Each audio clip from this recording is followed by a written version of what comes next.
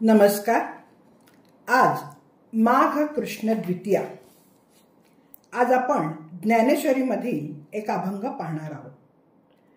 पार्था जयांच्या ठाई वैषम्याची वार्ता नाही, रिपुमित्रा दोही सरिसा पाडू. का घरीची या उजेडू करावा, पारखिया अंधारू पाडावा. न नेण्याची गा पांडवा दीपू जैसा.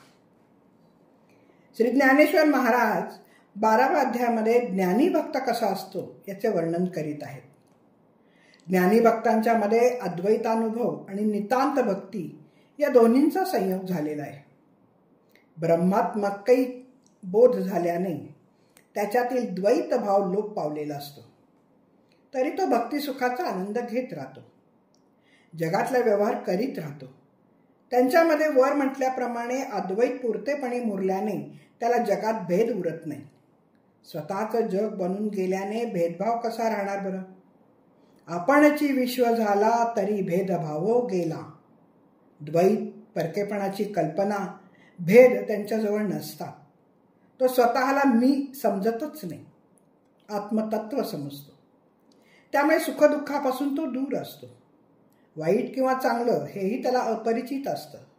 सर्व ठिकाणी मीच आहे अशा भूमिकेवर तो भक्त येतो. त्यामुळे लाभ अलाभ अशा गोष्टी प्रतीत होत नाहीत. हा ज्ञानी भक्त असतो तरी त्याचे भजन मात्र चालू असते. म्हणून भगवंताला ज्ञानी भक्ता इतके कोणीच प्रिय असत नाही. आणि अशा भक्ताजवळही समदृष्टीच असल्याने विषमतेची अथवा भेदबुद्धीची गोष्ट करण्याचं कारणच उरत नाही.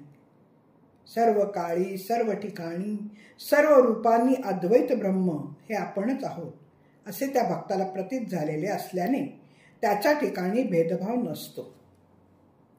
त्यामुळे ज्ञानेश्वर महाराज म्हणतात की विषमतेचा प्रकार नसल्याने तो शत्रू आणि मित्र दोघांनाही समानच लेखतो. शत्रू आणि मित्र यांच्या ठिकाणी त्याची समबुद्धी असते, कारण तो दोघांनाही आत्मरूपानेच पाहतो. आपला विषय अधिक स्पष्ट करण्यासाठी ज्ञानेश्वरांनी व्यवहारातील अनेक सुंदर आणि अतिशय सोपी उदाहरणं घेतली आहेत.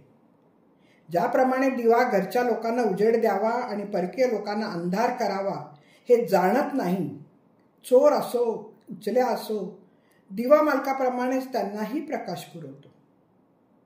दीपाच्या अंगी दुजाभाव असतच नाही. धनी चोर त्याला सारखेच असतात. वृक्ष हाही कुऱ्हाडी घाव घालून तोडायला प्रवृत्त होतो, त्याला आणि लावणी करून खत पाणी व्यवस्थित देऊन वाढवणाऱ्यालाही दोघांनाही समान सावली देतो. आणि गळणाऱ्याला आणि पाळणाऱ्यालाही दोघांनाही ऊस समान असाच गोड रस देण्याचं जाणतो. तशी शत्रू मित्राच्या ठिकाणी त्याची समान भावना असते. मान आणि अपमान या दोन्हीही प्रकारे तो सारखाच असतो. याला कारण या ज्ञानी भक्ताच्या ठिकाणचे तादात्म्य गेलेले असते.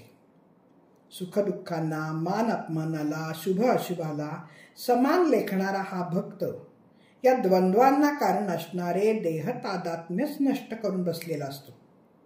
6 ऋतूमध्ये आकाश समानच असते. उष्णतेची आणि थंडीची त्याला सारखीच किंमत असते. ज्याप्रमाणे कोणत्याही ऋतूमध्ये आकाशाची स्थिती बिघडत नाही, तशी ज्ञानी भक्ताची कशामुळे चित्ताची समता बिघडत नाही. मेरू पर्वतावर दक्षिण आणि उत्तर अशा वाऱ्यांचा काय परिणाम होतो, तसाच सुखदुःखाने हा विचलितही होत नाही.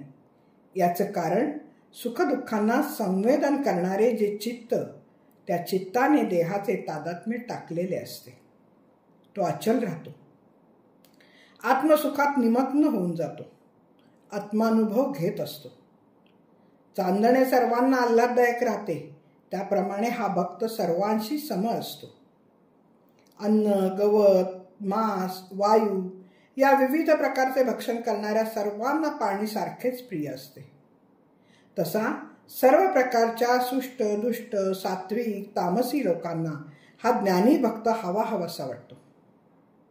विषय समजून सांगताना ज्ञानेश्वर अनेक उदाहरणे देतात. त्यावरून त्यांची असाधारण प्रतिभा शक्ती व्यक्त होते. एकनाथ महाराजही म्हणतात, देह बुद्धी खुंटली येथे माया तुटली, देहाची स्थिती दैवाधीन ठेली. धन्यवाद. मी वाचक सौभाग्यवती पल्लवी कुलकर्णी. नमस्कार.